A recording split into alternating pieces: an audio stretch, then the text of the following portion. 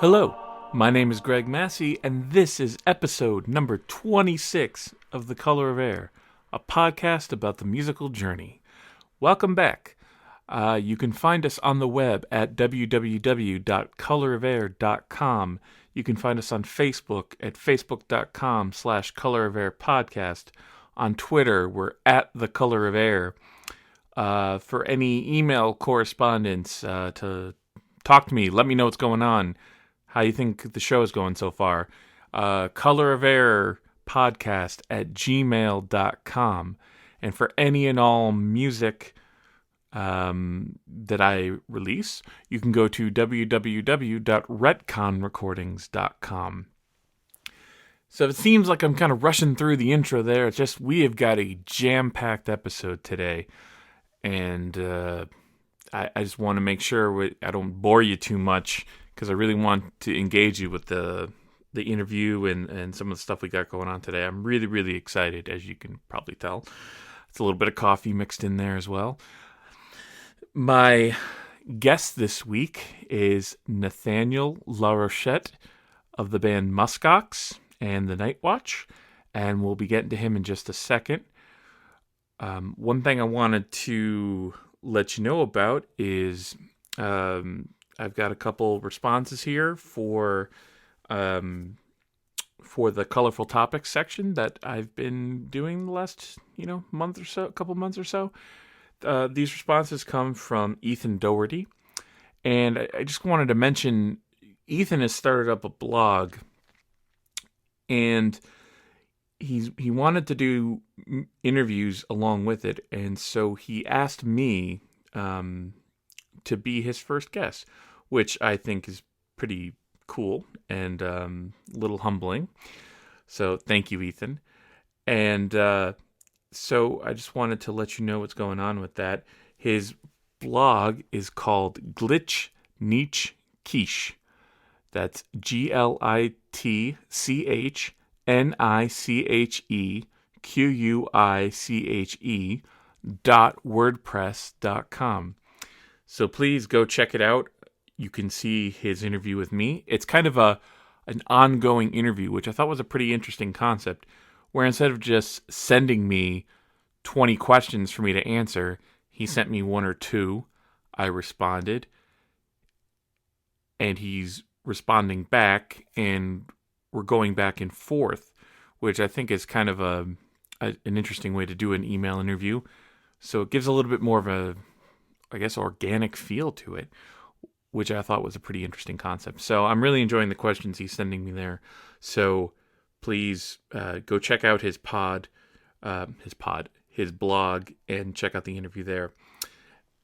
So he wrote in to respond to all of the colorful topics we've had so far. So I just wanted to go through them real quickly. So on the subject of what does avant-garde mean to you, he wrote, "To me, avant-garde simply means something new and unique. I wouldn't really consider it a genre, more of a descriptor. For this reason, I wouldn't expect any two avant-garde bands to sound similar. The avant prefix sometimes works though. Calling Björk avant pop or Keodot avant metal, this lets you know that a band may be rooted in a familiar genre, but they are pushing its boundaries. Overall, however, I completely agree with you with regard to subgenres, and that they are becoming increasingly useless terms. More on that in the second half." Oh, I think that's in the second half of another question. Anyway, so yeah, cool. Thanks for that response, Ethan. I kind of agree with you on that, where I know I was a little harsh on the avant-garde being used, because I do think it gets abused. I think I mentioned this before. It gets abused, I think, by people who are looking for something they can't describe, so they just call it avant-garde, and I think some people use that as a preconceived notion that it's somehow pretentious or not meant for casual listening or noisy, and tend to kind of steer away from it. But I see what he means, that if you do call something avant before the kind of the genre, it can kind of let you know, hey, this band is kind of rooted in this genre, but also making strides to push themselves the outer limits of that. So very cool. I agree with that. On the concept album question, he wrote, personally, I think most albums should be concept albums. If an album doesn't have some sort of a central theme running through it, what business does it have to be an album? It's just a collection of songs. There was a time when that made sense. An album being a large collection of songs is a smart way to distribute music. However, now that we live in an age of digital distribution, artists can release songs the moment they're done. If a song is a standalone idea, sell it as such.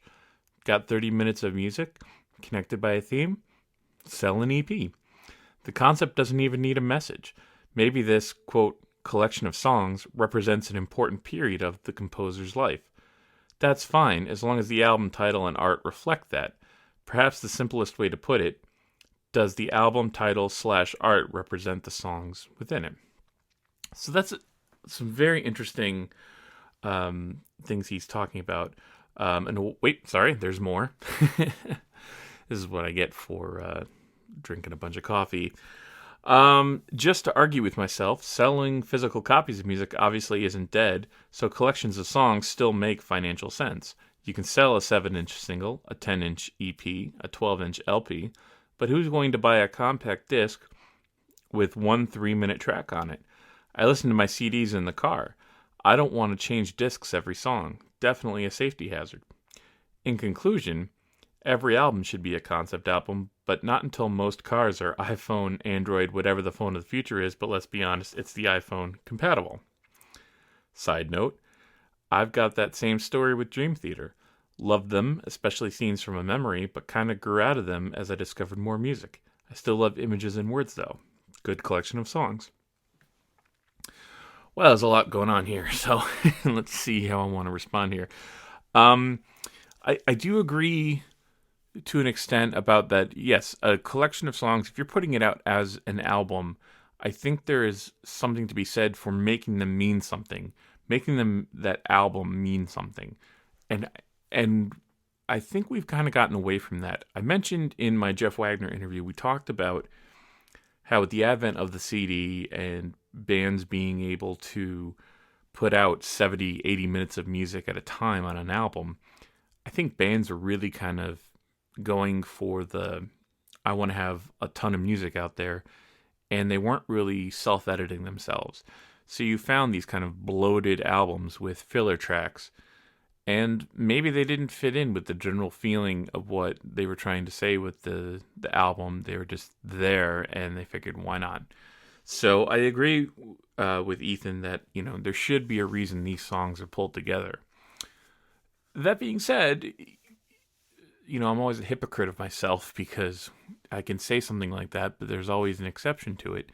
One artist I've kind of gotten into recently is Roy Orbison, and the albums that he put out, and granted, this is before the age when concept albums or albums in general were really kind of a big selling point. It was more about the singles, but in his singles from the 50s and the early 60s would be put out, and then the hit song would then be put on an LP with a bunch of other tracks. And sure, some of them were probably filler tracks, cover songs of other popular songs of the day, and I think there was, a concept there, lonely songs or sad songs or happy songs.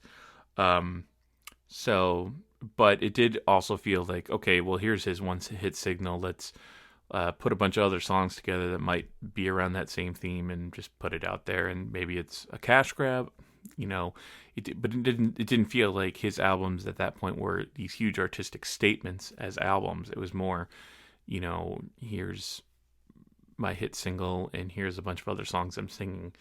So, but anyway, I agree with it in theory, Ethan, that yes, I do believe that your songs should mean something, putting them out as an album. And I think there's a lot of bands who lose sight of that nowadays.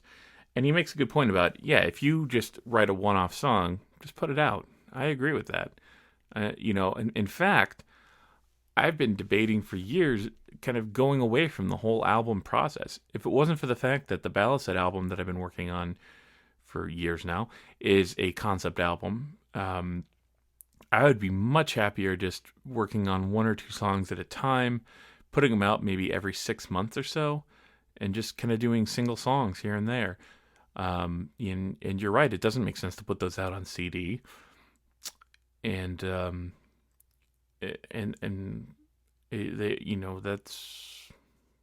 that's one way of going in the future, and I think that's a very viable model. So hopefully, maybe I'll be doing some more of that after the Ballast album's done. And yeah, so I mean, the rest of the stuff he's talking about, yeah, I kind of agree. Yeah, changing CDs in the car is definitely a safety hazard. Please don't do that, anybody. I used to do that a lot, and the fact that I'm still here talking to you is a miracle. And yeah, Images and Words, definitely a good collection of songs. I really like Images and Words a lot.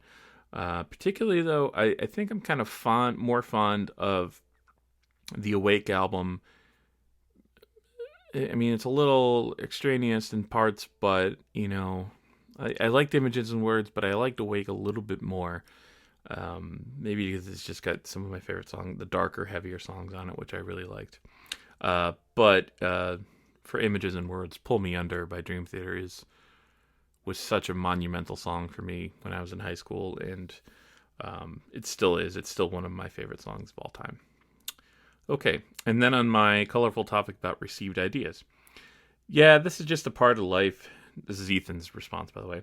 Yeah, this is just a part of life. Generalizations can give us the wrong first impression of a person, a band, etc., but they also keep us sane. Imagine listening to every song Pink Floyd had to offer before deciding if you like their music or not. As for my own preconceptions, I suppose I still tend to frown upon pop. I don't hate it all, but whenever someone recommends a pop group, I kind of roll my eyes. Country too, which I tend to dislike. Except for some folk music and Bella Fleck, if you call that country genres, am I right? So, you're not the first person, Ethan, to talk about how much you don't like country. And I don't know. I can relate to that though. I used to strongly dislike country. And to be honest, I still strongly dislike a lot of things that go on with country.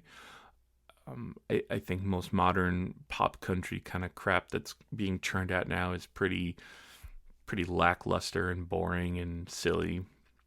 But there is some good country music out there. I will keep saying it. You just have to look. Every genre has some kind of brilliance in it. Someone who's taken it to the top of their game. Johnny Cash. I know a lot of his early stuff maybe can say is more early rock and roll, but Johnny Cash, so many people love him for a reason. He's brilliant. An album I actually just picked up, got on Spotify, was the first Dwight Yoakam album. Guitars, Cadillacs, and something. I forget what the full name of the album is. And I love it. It's quote unquote honky tonk music. Songs about drinking and heartbreak and all that other stuff. But to me it's better than any kind of modern country, which is about drinking. But there's just something about it which really resonated with me, and I really love it. So I recommend that album highly, the first Dwight Yoakam album. And I want to listen to more of his stuff too, because I like the honky tonk music. I'm not gonna lie. So thank you, Ethan. Thank you for all of those comments. I appreciate it. That was just a pause in my voice while I try and get my phone set up to talk about the next thing, which is my guest this week, Nathanael Larochette. I hope I'm pronouncing that right. The guitar player, main guy in Musk Ox. He also has a project called The Night Watch. And it was interesting. I put out a post on the Color of Air Facebook page asking people to recommend guests that they'd like to see. In general, when I pick a guest for this show, I like to pick a band that I want to hear, a band that I personally would like to talk to. I try not to let other people tell me, because I've gotten responses from people being like, "Oh, you should interview this guy," or "You should interview this guy," and sometimes I think they're a good fit. Sometimes I think they're not. But I do want to be able to give people a chance, and I want people to be able to think they can come to me with suggestions. So I put out this thread asking for it, asking for recommendations, who you guys want to see, and they recommended Musk Ox, and I had never really heard about them, I've never heard them. I've heard of them, kind of a common thing for me, and Nathanael wrote back to it saying, "Oh yeah, hey, this is Nathanael. I'd be more than happy to do an interview." So before I contacted him, I said, "Well, let's listen to the music, see if if I feel like he'll be a good guest for the show." And so I did. I listened to his albums on Bandcamp, and I really fell in love with the music. It's classical guitar, kind of instrumental, real beautiful, slow, ambient in some points, but just real beautiful music, and really interesting music too. I think it's really easy when you're doing something like that, especially with the solo classical guitar. It can be so easy to write boring music, but his music was so engaging to me. When I would listen to it, it didn't go to the background like some ambient type music sometimes will. It engaged me as a listener to hear the subtleties of what he was doing on the guitar, the string arrangements and everything like that. So I really loved it. And his other project, The Night Watch, kind of a little different, but still amazing. Just amazingly good instrumental music. So it was a no-brainer. Jumped at the chance to interview him. So we talked for a little while, and I'm happy to I did it. He was an amazing guy, super friendly, super awesome, and it just was a lot of fun to meet somebody new whose work I'm really appreciating, and really just talk through things, talk about different ideas and things like that. So yeah, Nathanael, awesome guy, and sorry again for the pause while I try to find the app to tell you what song I'm playing. But to introduce you to him, we're going to play, this is a one-off song he did for a compilation album. I'm going to totally butcher this name, but the compilation was called Der Wanderer über dem Nebelmeer, which I believe is German. And it was a compilation, and he contributed a song called The Face of Patience. And so to introduce you to Musk Ox, here is The Face of Patience.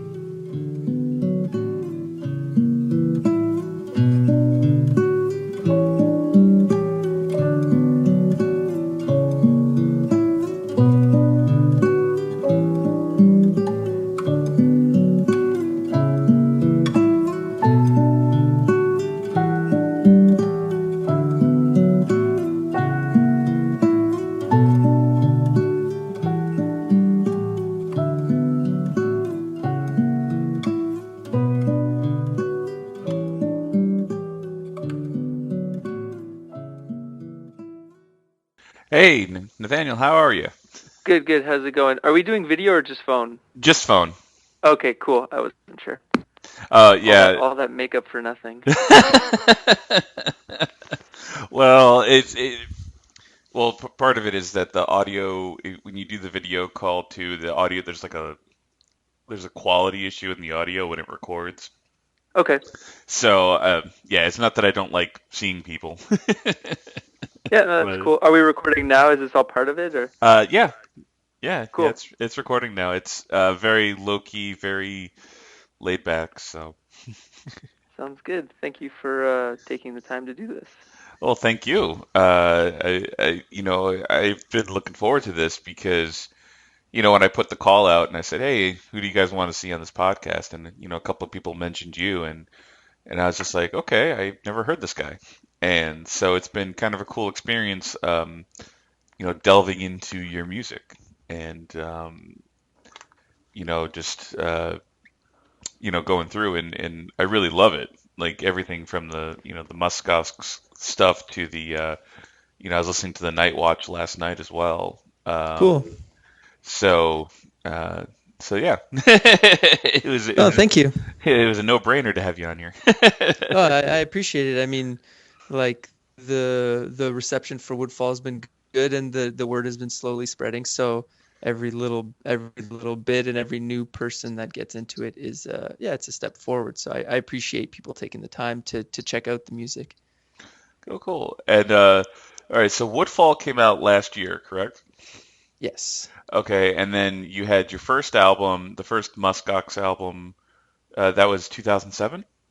Yeah, well, yeah, it was kind of, I mean, back then, it was sort of a bit more unofficial. So I recorded it the summer of 2007, and then I had physical copies at the end of 2007, but I started promoting it in 2008. But I consider it 2007, but it kind of like, yeah, spanned over into that year. So I guess it's a Okay. while ago now. Okay, so so I know you probably get asked this in every interview, but how did you get started doing the Musk Ox stuff as your as your project? Because you were in a couple other bands before that, right? Not so much.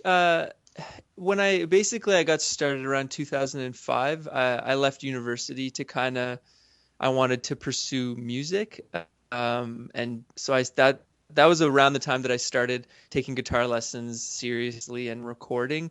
Around the time that I did the Musk Ox album, that summer that I did the Musk Ox album, I actually recorded another album. I recorded 2 albums that summer. I was in a trio with the violinist from Musk Ox. I was in this kind of jazz folk trio called the Butternuts, Oh, okay. with a harmonica player. And that just kind of came about. I'd never really played jazz, but that summer I recorded the Butternuts record, and then a month later I recorded the Musk Ox record, and that Butternuts record actually ended up influencing the Night Watch, because when I met the drummer for the Night Watch, he heard that record and then he wanted to learn one of the songs from it, and then he learned it, and then we brought Evan in, the violinist, and then we started the Night Watch. So yeah, so I guess I was in that group, the Butternut, and I haven't put that album online yet, but I'd like to eventually put it out because I still really like it. It's kind of cool, different kind of vibe. Oh, that's awesome. Yeah, that's Hmm. cool. Yeah, I'd love to hear that.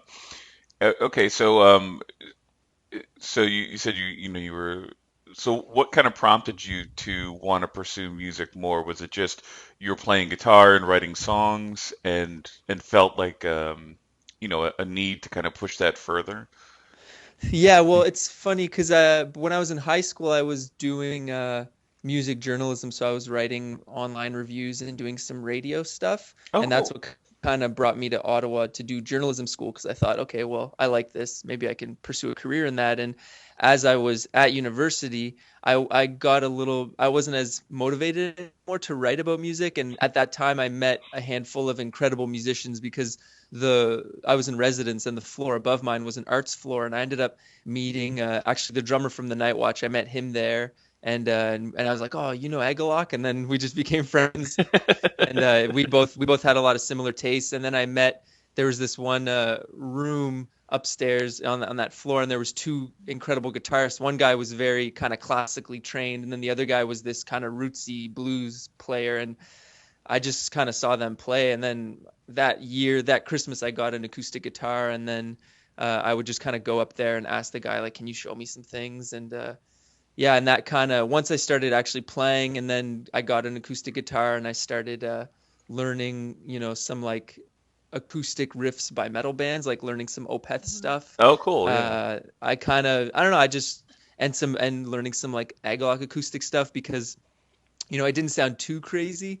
And I thought, okay, and I always really liked that stuff because I grew up playing classical violin. So I think that kind of classical acoustic thing it struck a chord with me. Hmm. And then, so when I was in university, yeah, I just started taking the playing more seriously. And then I did a little open mic one night, and I played, what did I play? I played an Anathema song, and then I played Yes for a Day, which is like a classical guitar piece Right. off Yeah. of Yeah. off of Fragile. Yep. And then, yeah, and then that night I was like, oh, like, I guess it's kind of crazy because now I'm 10 years later I'm here, but after that night I was like, oh, I don't know, I really wanted to pursue it, and I knew that if I left school, I would have more time to kind of study Yeah. music. And while I was at school, I met an insane guitarist. He was my theory teacher. His name's John Higney, or Dr. John Higney now. And yeah, so I took this music theory course, and then it was in 2 semesters. And the first semester, the teacher was this kind of older lady and a bit more traditional. And then in the second semester, this dude comes in and he's referencing all these bands that I don't know, and he plays classical guitar. And so yeah, everything kind of just came together. And so when I moved here permanently, I studied with him for a year, and that kind of like, yeah, gave me a really solid foundation musically. So it was kind of a mix of things. Oh, that's really awesome. So wait, which Anathema song did you play? Forgotten Hopes Oh, of okay, yeah, yeah, Judgment. yeah. So, which is funny because I think well, not funny, but it's like I think that you can't quote me on this, but I think that the Kavanaugh brothers experienced some alcoholism in their family, and I think that they've written a lot about that. This is Yeah. what somebody had told me, so I can't confirm it, but I know that song, it's like, I was at this like university coffee house, and I'm just like, hey, you like rotting in your alcoholic shell, like Yeah. singing this song. But Yeah, I know. I just liked it, I don't know, like that. It's just the acoustic side of metal really, I don't know, it kind of just like, that's what kind of opened up a lot for me and led to the creation of Musk Ox. Oh, cool. Yeah. Well, I mean, I'm the same way. I mean, I mean, just as many years as I've been listening to metal and everything like that. I listen to lots of different stuff, but a lot of the stuff that got me hooked, it was the more acoustic stuff. Starting with, I mean, for me, it was more, because I was into Metallica at the time. So like, hearing the kind of acoustic stuff that goes on with Metallica, and so yeah, no, I'm in agreement. I love that stuff. And so now when you're playing acoustic, I mean, did you ever take any, classical guitar lessons? Because you played nylon string, correct? Yes. Okay, because your technique is amazing, and Thank you. and as someone who was a failed classical guitar student. Don't say that. Well, no, I just never had the discipline for doing classical music myself. But I was just kind of curious if you if you took lessons for that, or if it just kind of just came naturally to you. Yeah, I've like, it was kind of both. So because I got my first guitar when I was around 17, 18, and at that time I was listening to a ton of metal, and I was in kind of like the thick of doing reviews and doing radio, and I got this electric guitar. I was like, I love metal, and then like all the stuff I was listening to was like way beyond my scope to like learn. I mean, at that point, but then so then when I started learning like the finger picking stuff, like I was learning some songs by Camelot, the like American power metal band, like they have some really, really beautiful classical guitar stuff. And when I started learning that, like I realized like, oh, like I don't know, it's something worked with me. Maybe it's just, I don't know, with music there's a big physical component. So how your hands are built will affect how you kind of relate to the guitar. And the finger picking stuff kind of came naturally to me. And then the teacher that I met in university, he had an undergraduate in classical guitar. So when I started doing lessons with him, at the beginning, I didn't really know what I wanted. So we did a bunch of theory and stuff. And then finally he gave me some sheet music, and he started, he's like, oh, learn this Brazilian guitar piece, or learn this like classical etude. And that's when I really was like, oh, okay, like this is what I want to like kind of explore. So yeah, so he helped me kind of with technique and learning how to read music, which is a really good skill to have. I'm not the best reader, but it's like being able to read a language. You have a book and you can get the information, and then absorb it. Well, and it's because it's the only way that a lot of this music from however many years ago is still available to us, is that it was written down, because there's no CDs or recordings until the 1900s. So it's like so it's it leaves a lot of that music open to interpretation, which I think is really cool. But so it's very important to to learn to read, even though I suck at it myself. But Yeah, I mean, it's just like anything. Like I started reading, and then it's funny because somebody gave me a bit of advice as I was starting, and he said, "Oh, like learn something that's really easy, and then learn something that's so hard you don't think you could do it." And somehow it kind of worked. oh, that's But good with advice. reading music, yeah, it's like there's no like I'm not the greatest sight reader, but if you put a piece of music in front of me, I can kind of decode it. And but Oh yeah, same what I here. realized, yeah, what I realized was like after doing some sheet music for about I don't know 6 or 8 months, you know, my teacher started giving me harder stuff, and I reached a point where I was like I don't really necessarily want to like go to school for this because I didn't necessarily want to spend entire days learning other people's music. Like I still love that, but for me it was more about like, oh, like I'd learn like, you know, a bar or 2 bars of like a Bach piece, and then I'd be like, oh wow, that's really cool. And then you kind of like mess with it and kind of like expand on it. And to me, that was the real inspiring part of learning to read, was kind of like just getting new ideas for composing, because that's when I realized like I would rather kind of compose than I guess study exclusively the works of Oh others. yeah, no, I no, that's very cool. It actually reminds me, yeah, when I was I I had a similar experience because when I was learning classical guitar, there was this one etude, I think. I forget who it was by, and I can still play it to this day because it was a very simple finger picking pattern, Hmm. it was very simple chords. I mean, it was just like a C to a G kind of a thing. But Hmm. but ever since then, like every single like that's been kind of the blueprint for my finger picking. So I'm like, well, let Hmm. me try finger picking this, and like I always end up going into that pattern, and then I'm like, okay, Yeah. okay, let me, but Hmm. doing different chords, and and like you said, like I was like, well, this C chord sounds good, but what if I move this C shape up to the F, and then did the same Yeah. pattern, and you get these different melodies and such, and so Yeah, no, that's it, you know, like, and I always found, I don't know, I think it was something with, I've always enjoyed like you know, I've learned some more difficult pieces, but for me, I always enjoy the beginning part of music, like the because that's, I feel, where a lot of the magic happens, like when you're just starting and then you discover a piece that like you're like, oh my God, like I can actually play this. yep. And then to me, there's a lot of magic in that, and so a lot of the pieces that I still play to this day are just these kind of one-page etudes that are simple enough, but they're beautiful. Like it's this kind of, you know, and that's what I kind of, you know, when I was learning, like, there's a really good Camelot one called A Sailor Man's Hymn. It's off the Fourth Legacy. There's two really good acoustic ballads off that one. There's another one called Glory, and I remember just like,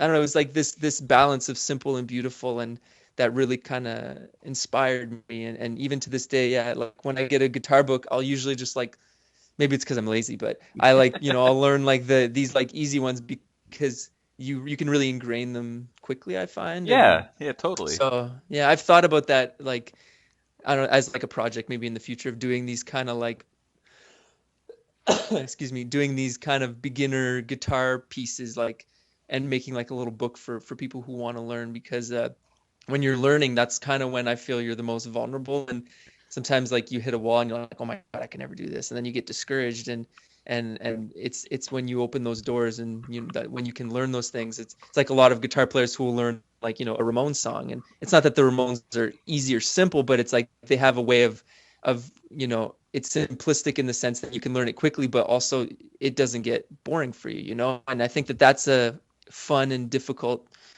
challenge, is kind of striking that balance.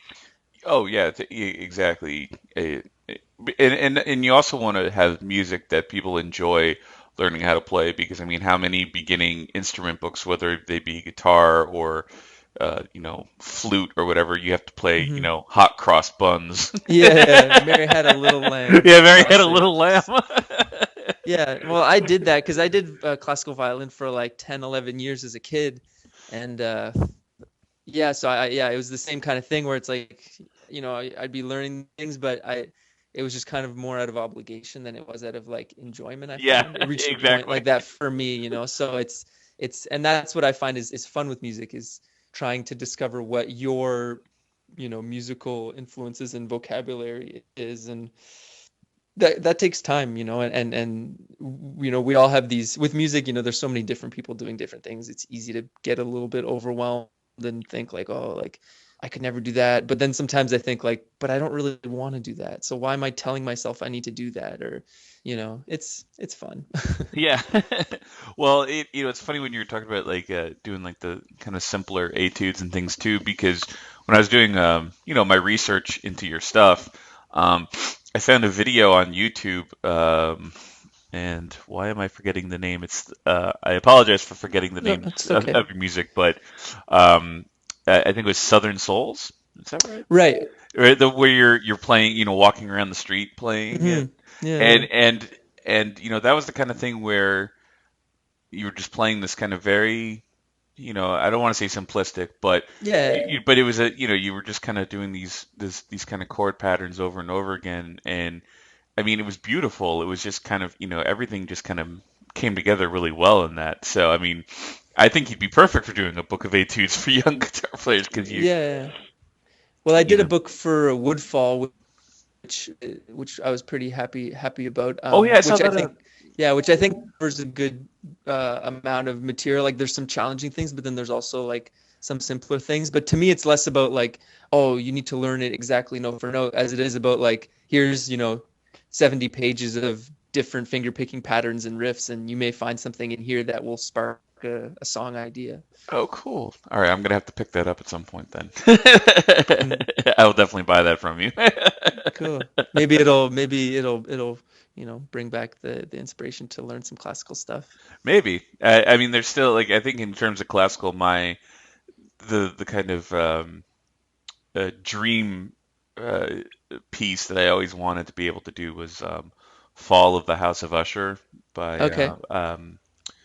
again I'm forgetting his name. It's a Russian guy, and because I remember a teacher of mine, he played me this video was John Williams, Okay. the guitar player, not Yeah, yeah. yeah. That's more for the other for anybody Mhm. listening. But it was him basically playing music in various beautiful European courts and settings and things like that, and that was one of the pieces, and I was just like, wow, that Hmm. it was the first kind of classical guitar piece that really resonated with me, where I was just like, Hmm. melodically and rhythmically, I was just like, I would love to be able to play that, but Hmm. maybe in a few years when I have when I have a lot more free time, I'll try. Yeah, sometimes it's just a matter of chipping away, like, and just being realistic. It's like some pieces you can learn in a week and some may take 2 years, and it's one of those things, yeah, like if you chip away at it consistently, each day gets a little bit Oh easier. yeah, yeah, So, yeah. Or it's like, did you ever see the movie Amelie? oh yeah, yeah, definitely. That one guy who paints the same Yeah, yeah. painting. I forget what painting it was, but yeah, he paints it every year, and that's like his Hmm. big project to get better at painting that one project, that one Yeah, thing. yeah, definitely. Um, so you brought up that you were a classical violinist. So you did have a pretty strong musical background before you started playing guitar, then.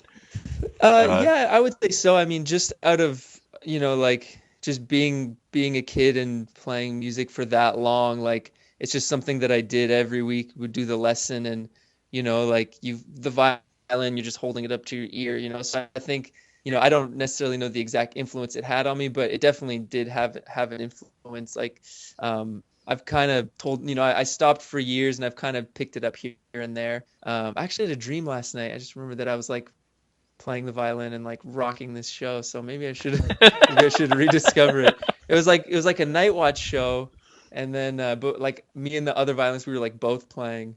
And then the bassist like stopped the show to like we were like building up to the crescendo, and then he like stopped the show to be like, "Hey everyone, like I just want to say that this venue's really awesome." And he gave like a history lesson on the venue, and I was like, "What are you doing, man? Like we're about to hit the like peak of the song."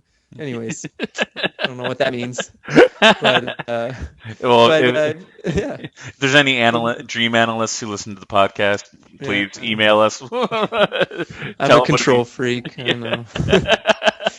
know. Yeah, so the musical background, I mean, yeah, like, I played violin for a while, like my brothers played violin. My sister played piano. My mom played violin. My dad played flute. And yeah, I mean, it was around the house, like, and we just kind of stuck with it for a long time. And, when I was a kid, I did trumpet and band and stuff, but it was all there. But I don't, sometimes I think it's easy to think that, that determines whether or not you're going to do music. And it isn't necessarily the case, because, even though I did music for that long, like I only really started taking it seriously, when I was 20, Oh, like after right, taking yeah. like 6 years off, so, but I mean, Right. yeah, it was around. But I've met people who, no one in their family plays music, and then they, are really musical. So you never really know. Like, I think it's just a matter of being passionate about it and pursuing it, I Oh guess. yeah, definitely. I mean, I think you've hit the right word there, passion. Hmm. I mean, yeah, you can learn to play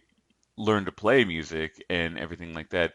What I meant more about the musical background is just that. So when you did find that kind of passion, that spark for yourself, I mean, because you were surrounded a little bit by music, at least it had already kind of accustomed your ears Hmm. to that process. So I think that I'm hoping that helped when getting you going, and Yeah. especially because your compositions tend to lean towards the acoustic with I mean with you have the voice of the different string instruments on top of it usually. I mean on Woodfall at least. Yeah, yeah, and I mean, yeah, well, it's funny because I grew up playing violin, and one of my best friends who I've recorded the most albums with is a violinist. It's just kind of, both the bands I play with are have string as the focal point, so it's definitely, yeah, it definitely kind of stuck with me. So I recently, like, well, like a couple of years ago, I reached out to my old violin teacher because I felt bad, because when I was a teenager I was kind of angsty and disgruntled and didn't want to play violin, Of course. and I just wanted to skateboard and listen to punk music. And I sent her the music. I was like, hey, like, I'm really sorry about that, but hey, I decided to stick with it, and I'm doing this now. And she was hyped on it. That's cool. That's awesome. Yeah, like sorry I was a jerk back then, Yeah. but um so all right, so tell me a little bit more about how the Night Watch came about, because I mean you told a little bit about it, but Hmm. what was the general idea with it? I mean, did you always want it to be instrumental? Was that kind of always the Yeah, it just kind of, so how it came about. Yeah, so like I said, I met Dan the drummer in university in like 2004, 2005. And then and I always knew he was a drummer, and then we kind of like went our separate ways. And then about 2 or 3 years later, in 2008, we like reconnected, and he was living in a house which had a jam space. And yeah, and basically I was this. So in 2007, like I said, I did the Musk Ox album and the Butternuts album, the kind of jazzy right? acoustic dark folk one. And then yeah, so I met him, and then in 2008 we bumped into each other again and started hanging out. And I was like, oh, check out this album that I just made, and he really liked this one song. And then he's like, oh, let's jam on this. And then we brought Evan the violinist, because we had only stopped the band, the Butternuts, like a few months earlier. So we started doing this, and then we realized, like, oh, like these kind of acoustic jazz songs were very kind of like metal influenced, like, which is always kind of in everything that I do, like this. So it wasn't a big stretch to add like a metal chord to like these songs. And then we just kind of went with it, and started jamming and writing. And I had these influences in mind, which were local influences from Ottawa. One was my guitar teacher's band, who they were called the Flaps. They're like an instrumental surf rock kind of B movie. I don't know how to describe them, but yeah, they're an instrumental band that covers all these kind of different genres. And so I wanted to have this kind of like, I don't know, this kind of dark jazzy thing, which Dan the drummer really loves. And then we wanted to keep it metal, but also like have this kind of classical influence. And yeah, we never really considered having a vocalist. We just started jamming, and then the songs kind of came out. And we took two of the Butternut songs, which are on the Night Watch. We just started kind of writing. And yeah, I don't know, I've always just liked the instrumental thing. It just, there's something to me that's I mean, I'm kind of, I'm not going to say I'm afraid of lyrics, because I do a lot of spoken word poetry, so I do like words. Hmm. But musically, I feel, in general, when you look at the broader musical landscape, there's there's a lot of words, and I like the idea of kind of creating something that, is still open a bit more to interpretation. Not to say that lyrics aren't, but for me there was sort of a freedom in the instrumental, Yeah, creating totally. these worlds. And yeah, I mean, I don't know, it just kind of came together that way. So in 2008 we started jamming, and then that summer we basically wrote our whole first album and performed shows. And then yeah, at the end of that summer our bassist moved away, the drummer went to school for 3 years, and we kind of slowly started recording the album over the next few years, which we released in 2013. Yeah. And That's cool. we're still doing a lot of shows and recording a new EP in the next coming months. Oh, awesome. Yeah.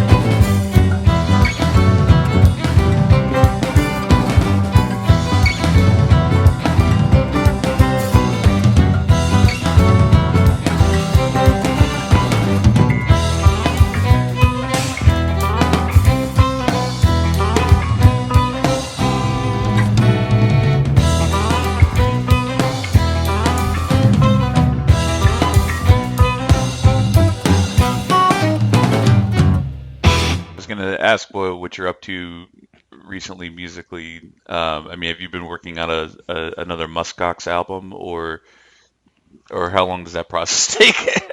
Yeah, I mean that process. I mean, yeah, for Woodfall it was long.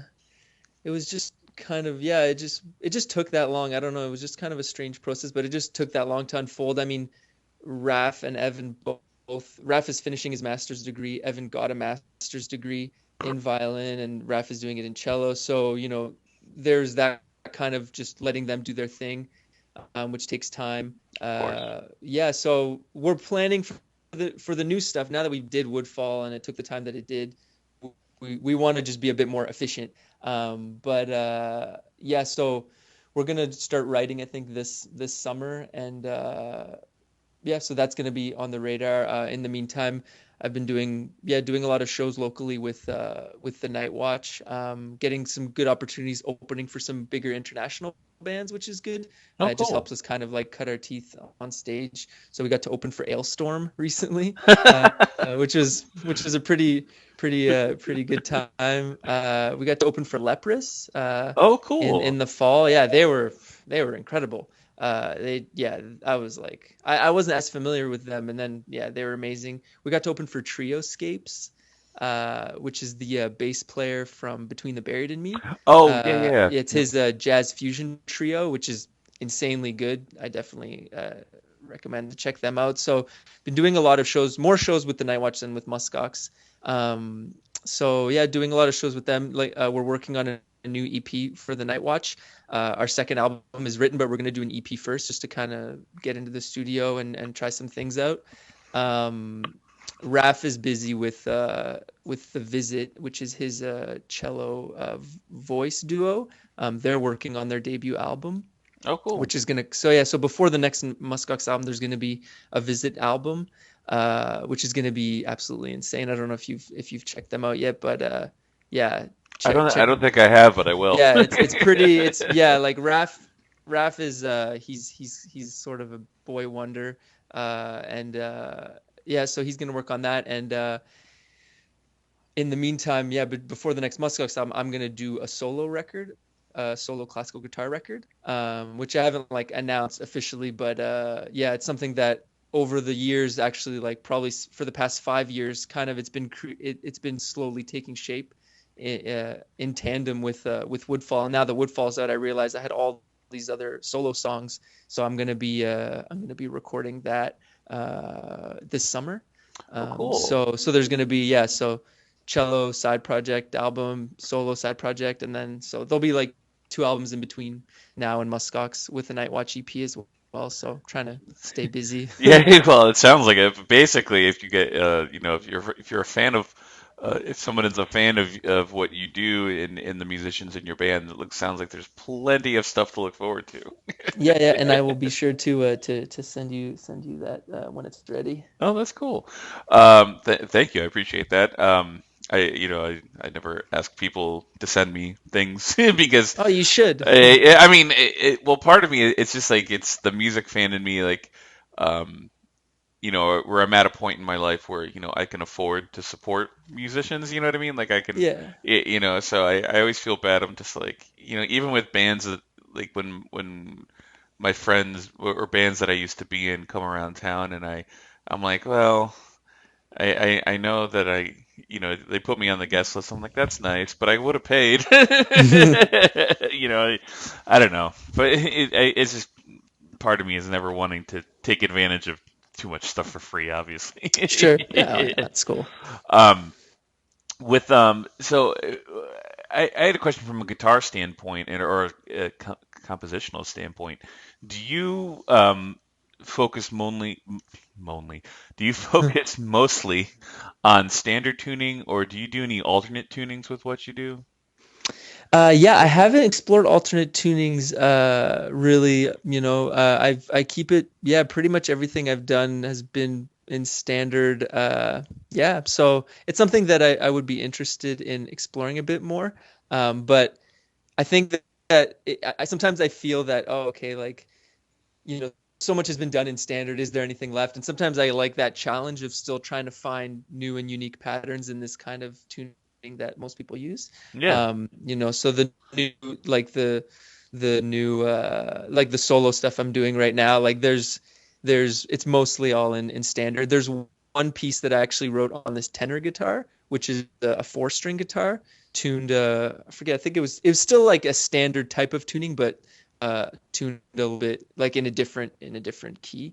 So I found a way to like tune the guitar so that I'm actually using only the high 4 strings, but it's still kind of like a standard bass thing. But in 2008, I did a course called Guitarcraft, which is a school that Robert Fripp from King Crimson started in the 80s. It's like an acoustic guitar kind of spiritual meditation, self-development retreat thing that's really, really awesome. Like, he's on another level. And they actually have a thing called New Standard Tuning, which they use at that. So I got to dabble a little bit with that. So that was kind of cool. I haven't like revisited it, but I'd like to. But yeah. Well, that's cool. That sounds like I think I had heard about that before. That sounds like something I'd want to do. Yeah, it's definitely cool because it just makes certain notes easier to reach and certain things harder to reach, and it just creates new kind of opportunities musically. So I think that's what it's about. Well, I mean, for me, like, because pretty much everything I do now is in alternate tunings. Okay. It's just kind of been just something I just have been doing over the last 10 years or so. Cool. But what I notice is that, to me, like, alternate tunings are not so much about discovering something new necessarily, but more for me, it's about not having to change I find I use the same fingering patterns over and over again, but you change the notes around it, and so you get these wild new sounds, and I'm just like, okay, so it's kind of almost made my technique atrophy a little bit because but it's made compositionally it's made a world of difference for me, and at least exploring new sounds and things like that. But I have found myself kind of getting back more into standard tuning. And I know what you mean by, like, well, yeah, it's been a lot of things have been done on standard tuning before, but I also find like when you throw a capo on, that it always, even on a standard tuning guitar, for some reason, like, standard chords just sound different, with the different. It's weird, sure. and so it makes it sound something that maybe is not necessarily new and unique, sound fresh anyway. Yeah, and I mean the guitar is built in a way like I really like a lot of finger picking stuff, and I've kind of been developing this kind of hybrid technique of like it's like classical picking but also like finger style. And yeah, when you're doing that finger style, it's nice to have those open strings ringing out. And on a standard tuning guitar, there are limitations. So, I sometimes think, okay, I'm getting a little bit stuck in certain keys because those are the ones that have strings that ring out. So I feel like eventually I'll probably want to explore some of those tunings, which I don't know if you do kind of, I mean, I may take a guess to say that you do kind of finger style acoustic stuff, because that's what I think a lot of fingerstyle acoustic players do tend to explore different tunings for that reason. But I don't know if that's what you like to explore. I don't do too much. I mean, my finger style is pretty. I do a little bit of it, but I've never been great at the finger picking. So I kind of do more, like kind of just chordal strumming kind of things. But cool. but it's chordal strumming, but like you said, it's like when you change the alternate tuning, you get these different drone notes in the open strings, and then I'm really into the idea of like, so you have like a chord shape, and then moving one finger at a time, and you get these kind of like, it's very much like influenced by classical, like just trying to build a melody into the chord progression. It's always been a big thing for me. So cool. That's the one thing I got from classical. That's cool, man. And the other thing I figure I should touch on too is that your association with so you did some work with both Agalloch and Woods of Ypres, correct? Yeah. And how did that come about? Yeah. So yeah, when the Woods of Ypres thing came first, in 2008. So when I started kind of mailing out the first Musk Ox CDR, just to different review sites, I had mailed it out to this journalist named Adrian Bromley, who was the creator and I think editor-in-chief of Unrestrained magazine, which was a Canadian Oh heavy yeah. metal magazine. Yep. Yeah, and so he heard the record and really liked it, and he helped me re-release it in a proper kind of jewel case with proper distribution. And he was really connected because he had been doing this magazine for over a decade. So he put me in touch with David Gold, and and so he sent that he talked to David about me, and then David was actually doing a show in Ottawa, so I went and I met him and I gave him a copy of the album. And then, so that was 2008. And then he was getting ready to do Woods 4 and then asked if I'd be interested in doing an acoustic interlude. And what was really weird was that when I was in university in 2005, Woods 2 had just come out. And there's a lot of really nice acoustic playing on that. And so this was around the time that I was in school, learning acoustic, wanting to pursue it a bit more. And I remember this moment thinking, oh, it'd be cool if I did an interlude for Woods of Ypres one day. Just random thought, like nothing attached to it, no big grand schemes, just a thought. And then it actually ended up happening, which was pretty crazy. So yeah, so David asked me to do an interlude for that. So I did that. And then I wrote him the interlude, and then he added the lyrics. I had no idea he was going to, but I really, really love what he did to it. And then Adrian also put me in touch with Don Anderson from Agalloch, and he heard the record and then the first Musk Ox, and then gave a little promotional quote that we put on a sticker on the album, and that kind of led to further work with Agalloch. So I ended up meeting Don in Seattle a couple years later, and then that same year I met John, and then we just developed a relationship, and then they invited me to open for them a couple times. And then and then in 2012 they were going on tour. I did a couple shows with them, and then one of their merch people had to back out, so they said in the last minute, like, hey, do you want to do merch for us through the States? And I said, for sure. And so then I got to know them even better, and it was on that tour that they said, hey, you should do some like classical interludes for the next record. And I said, definitely. Cool. Yeah. That's awesome. It's interesting that you bring up Adrian Bromley too, because I mean I was really sad when he passed away. Mm-hmm. I didn't really know him very well, but I know he was a big he was like the he interviewed me for my old band for Unrestrained back Nice. in like 2000 or 2001 or 2000. I forget when it was, but Okay, sweet. so I mean he was I mean it was a really cool thing, and at the time it was a pretty big thing for me to be interviewed. I was like, oh, I feel important now. Mm-hmm. So yeah, he was a good dude, and that Yeah. magazine was great. So Yeah, it was, to me, it was one of the best, or if not the best metal magazine ever, because it was just so thick and full of interviews. And yeah. it was like every page, like sometimes it was like 2 interviews on a page. Like it really was really heavy on content. And also I really liked it because he covered a lot of different things. I remember like that Christmas 2007 into 2008, I had got a copy, and there was a big article about Ulver, and there was an interview with Tenhi, who are a Finnish dark folk band that I absolutely love. And so I kind of knew, oh, like he's into, I like that he covered a lot of things, not like a lot of different genres of metal, but also some experimental and stuff. So, my dream was that, oh, I really want Adrian Bromley to write a review for the record.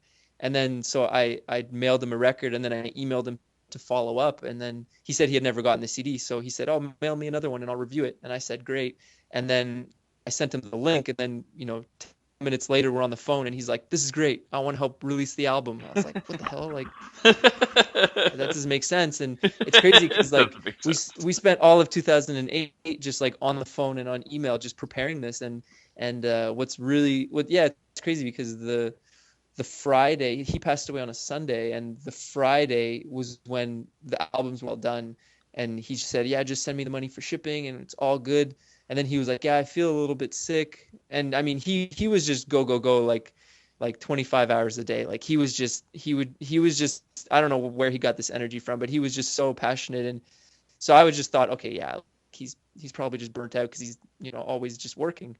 And so I told him like, yeah, just get some rest. And then the albums were done, and then he passed away. Oh. So it was pretty, yeah, the whole thing, was pretty crazy. So so Woodfall was dedicated to him and to David and to another friend who had passed away around that time, because Adrian and David really helped Musk Ox kind of grow and reach more people, and I really owe a lot to them. Yeah, definitely. That sounds, yeah.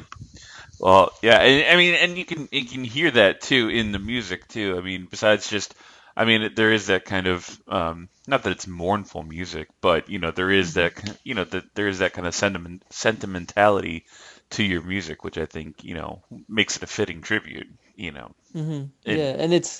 So I was just gonna say, it's kind of another little part of the influence that isn't as obvious is that Adrian, he brought Green Carnation from Norway to play Light of Day, Day of Darkness in Toronto. Oh, okay. In 2005, and at his memorial show, they played that song while they did like a slideshow. So actually, Woodfall was kind of my neo folk Light of Day, Day of Darkness in terms of like the 1 hour piece. Oh, right. Yeah, dedicated to totally. him. Yeah. Oh, that's cool, man. That's really cool. Well, I mean, the other thing that makes me wonder too, and I'm sure you've probably been asked this a bunch too. I mean, do you like how? I mean, given that metal was a big part of your childhood anyway, but do you find it interesting that you do get a lot of reviews and a lot of exposure in the metal world because of working with Agalloch, has that been kind of beneficial for you? Yeah, I mean, it's been huge, for me, because to me, that was always the biggest influence for me, and Right. And it was completely intentional. Like, I mean, I guess like when I started mailing out my albums, I was more looking for people who had reviewed similar like dark folk stuff, and it Hmm. happened to be metal sites. But I never expected that the first album would take off so much within the metal scene, and because I mean, journalists are journalists. If they like it, they like it. If they don't, they don't. And so Adrian kind of helped me get reviews in bigger magazines, but that doesn't necessarily mean that they're going to love it. But people really liked it. And what I realized in that was there was a little space for me. There was a little kind of niche for me within metal, that wasn't being explored as much. Right. Right. Yeah. So I realized like, oh, like within this whole wider metal thing, I know I'm a metalhead and I love this acoustic stuff. So it's safe for me to assume that there's other metalheads who would like this acoustic stuff too. Yeah. Totally. Looking at how popular Agalloch are and how popular Opeth are. And so it was just kind of like, oh, like there's a little space for me here. So when I kind of like entered that and started reaching out to people, to me, it was completely intentional. And it made me really happy because, metal music has influenced and inspired me so much that I was excited to be a part of the conversation, even though I was coming through a secret back door, Yeah.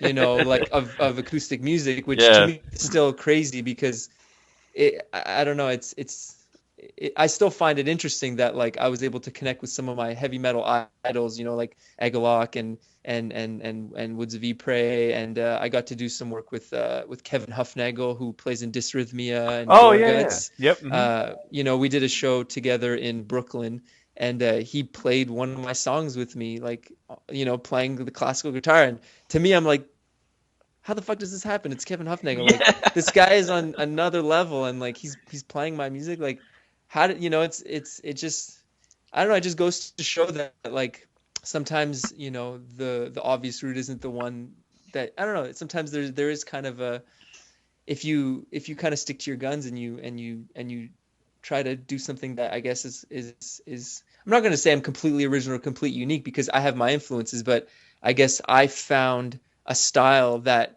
to me hadn't been explored that much, right? Like Yeah. the main influence would be like Ulver's second album, which came out, like in the early to mid 90s. Hmm.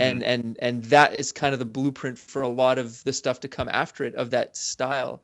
But I felt like, oh, like this style hasn't been explored. It's been explored, but like to me there was a lot of room still to kind of expand upon that genre, whereas like other genres, like death metal and black metal and stuff, there's still room for that, but to me there's been a bit more exploration on those fronts. Yep. So like, yeah. So basically for me, when I did the first record, it was, oh, I want to do Kveldsanger, but like Kveldsanger meets like Sigur Rós or Mogwai. Like what would happen if like this kind of like acoustic folk stuff had longer songs and build-ups like post-rock? Yeah, yeah, totally. And well, and I think I read I think I read an interview with you where you kind of had even went into saying how even though it's acoustic, it's there's the spirit of metal in your music, even though I mean, and I think that's a very important thing because I think that's something a lot of people lose sight of is that metal doesn't necessarily mean need to be like loud guitars, fast drums, double bass, that kind of stuff. There's the spirit, the energy which comes through heavy metal, and I think and I think in that regards it does come through very very well in your own music. So that's why I think you have such a you can fit in as well as you do. You know. Yeah, thanks. Yeah, no, and it's funny because I guess it's the kind of thing where you can have a band that is heavy guitars and drums, and then the true metalhead will be like, that's not metal, like Yeah. there's something missing, right? So what is that? And I guess to me, like that's what I've always, as a fan of metal, it's like, it's like what is it that is getting me? What is it that is just, you kind of want to just dig deep and explore and yeah, and there's just this kind of heavy intention. And you mentioned Metallica earlier, and to me, anytime people ask, "Oh, why do you think metalheads like your acoustic stuff?" I say, "Well, look at Metallica. Like some of their best songs, like Master of Puppets. That album starts with classical Yep. guitars, right? Hmm.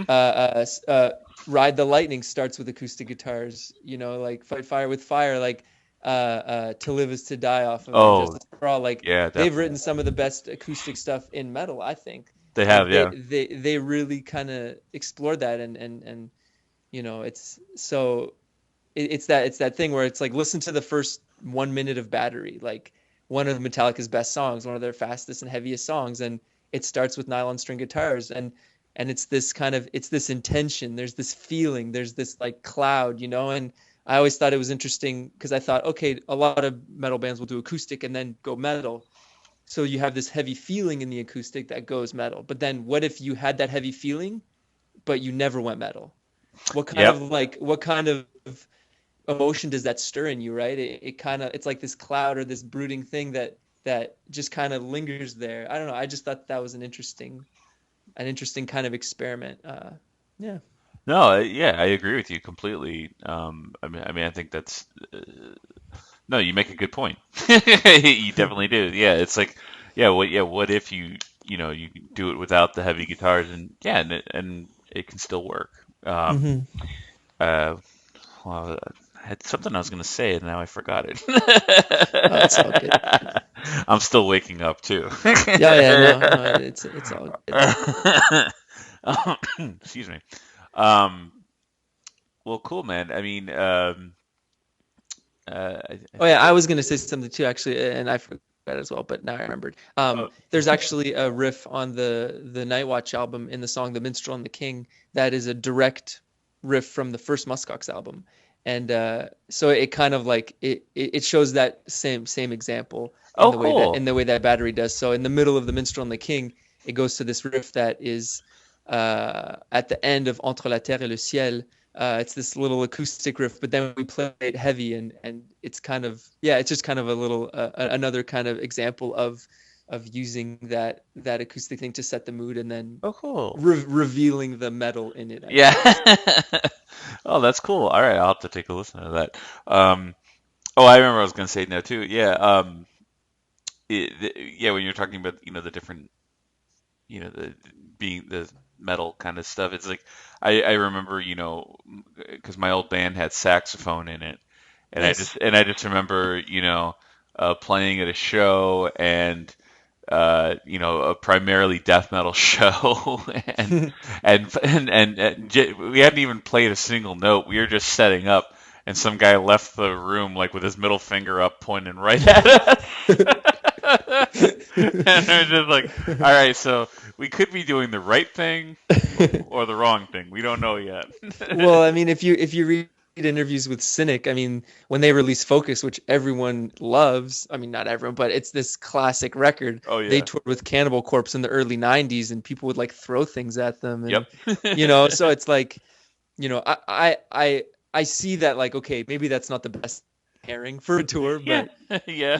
but also it's funny that, like, yeah, okay, maybe that guy just hates saxophone for whatever his reasons are, but I guess, like, my question to you is, like, how was the reaction after? Oh, I'm trying to More middle remember. fingers? Yeah, yeah.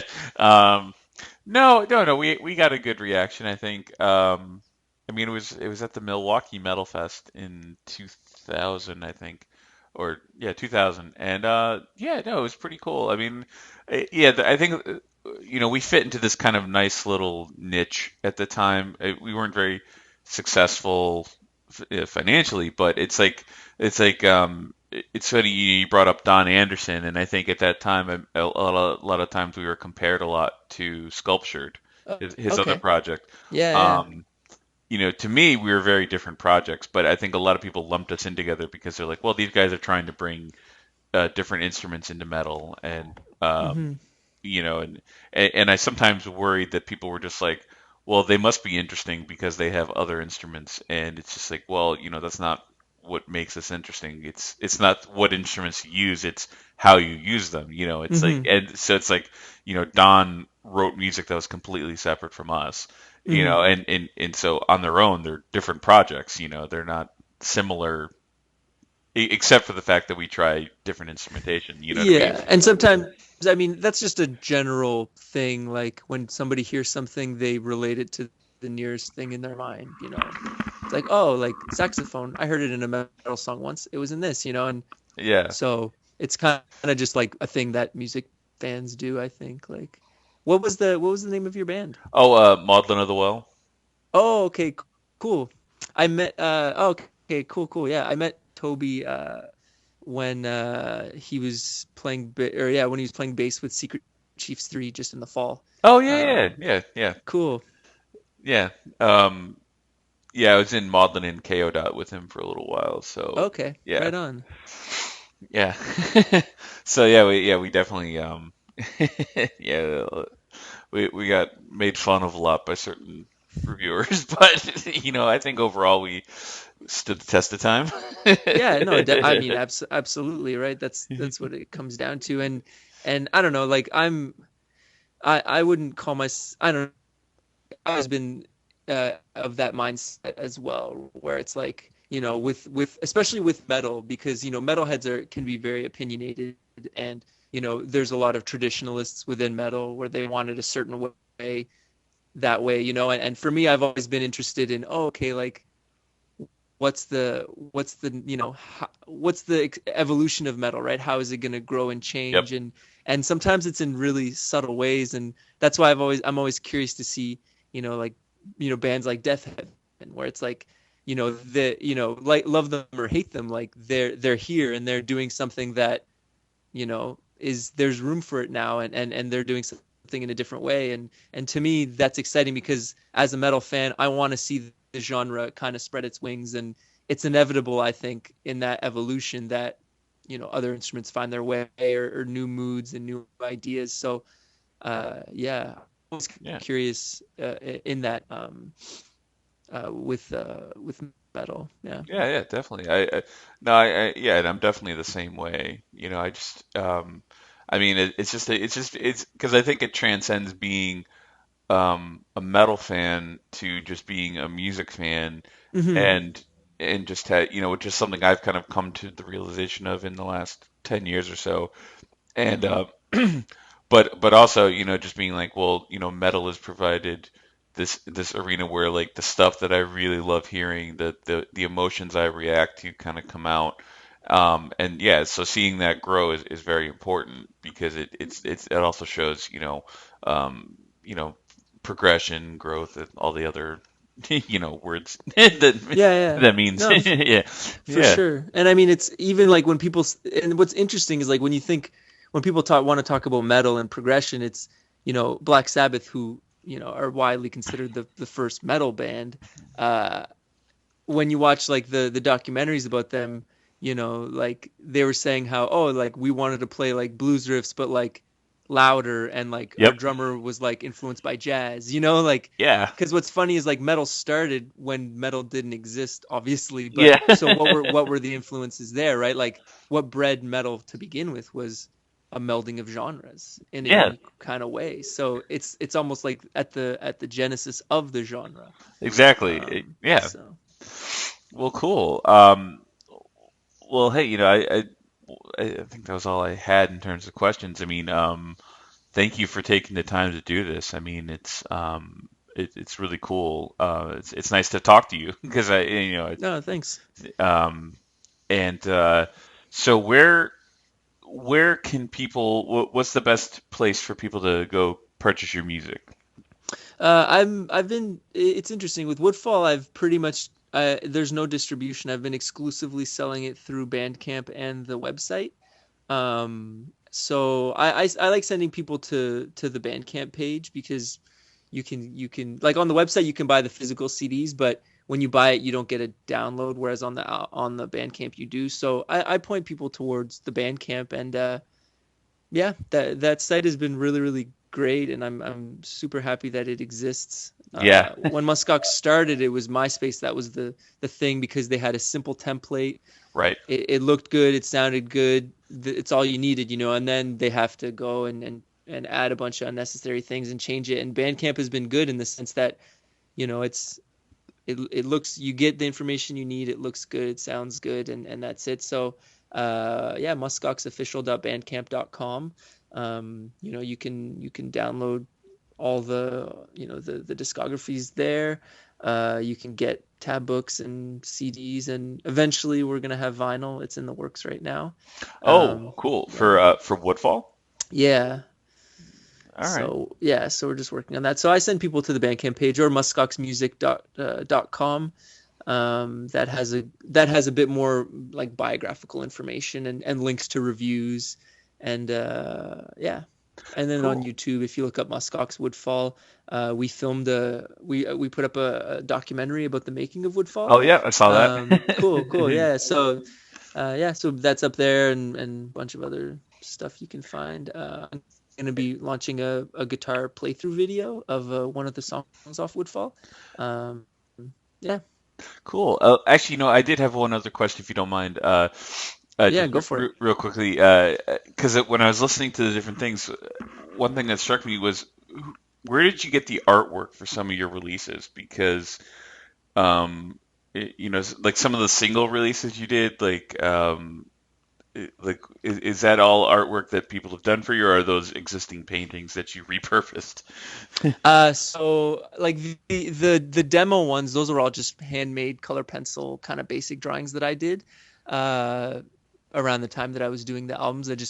That kind of captured the spirit of that. This kind of like, yeah, kind of not childish, but this like naive kind of feeling. So I did those ones.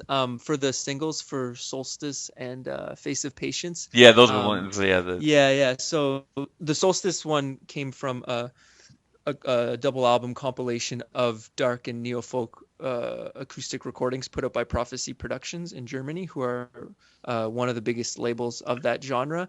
And so the one who did the artwork for that, it's Fercy Tessier, who's a French artist who also has a band called Les Discrets, and he's done artwork for a bunch of people. He did some stuff for Woods of Ypres. He's done all the Alcest Oh covers. yeah. Yeah, Okay. so he's like just a ridiculous artist. And then the Face of Patience was actually a double album compilation based on a painting by a German painter. I believe his name is Caspar David Frederick. I might have mixed up one of those names, but so he did that painting, and then that compilation was all artists who were doing a musical interpretation of that painting. Oh, cool. Yeah. So I'm not sure, like, You can pretty much hear. I don't know if that one's streaming on YouTube, but that compilation's pretty cool. Yeah, so that song was my kind of interpretation of that painting. That's cool. All right, cool. Well, yeah. Well, again, thank you for taking time. I wish you much luck, and hopefully, you'll be touring around, maybe. So if you're ever in the Boston area, let me know. Yeah, awesome. No, I definitely like for me, just the fact that Woodfall's out now and it has a lot of people like now touring is kind of appearing on it was never like a plan, but it's kind of like, okay, now that I see that there's followers, like I want to, yeah, it's the next logical step. Yeah, So cool. yeah, so I'll definitely let you know, because you said you were at the Cambridge show, the Agalloch one. Oh no, that was somebody else that I was talking to. Oh yes, yes, Right. yeah. I thought because you're in Boston, so. Oh yeah, but Cambridge is right around near me. Yeah. So. Yeah. Cool.